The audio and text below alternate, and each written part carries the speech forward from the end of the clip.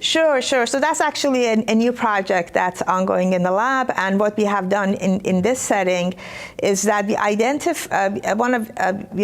we are very interested in mechanism of resistance to CDK4/6 inhibitors in breast cancer patients, because currently 70% of all breast cancer patients are ER-positive breast cancer.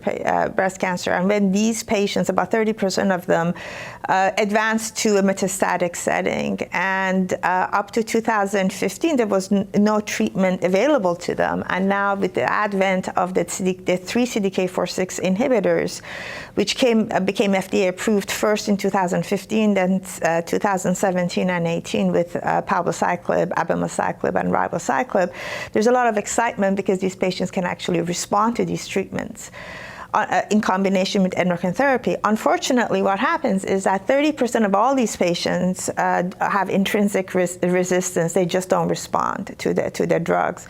And about 70% of them over time, they become resistant, and they basically progress. So it's really important to be able to identify those group of patients that will have long-term response. So long-term response is over 6 months, the way we have identified it. So we were very interested in identifying pathways that would be differentially expressed in the short-term versus long-term responders. And in doing so, we first we started with cell line data, and we looked at the CCLE database.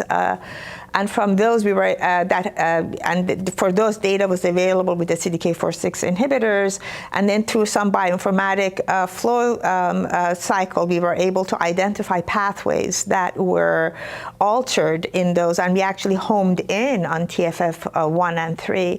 So then we went to our patient samples, and we had about 70 patients for which we had RNA-seq available, and these are all patients who had seen CDK4/6 inhibitors, and we knew what their outcome was. So we had samples at baseline for which we had subjected them to RNA-seq analysis. So then we interrogated whether TFF1 or 3 were also at the level of RNA altered in those, and in fact, it showed that in the long-term progressors, the level was high.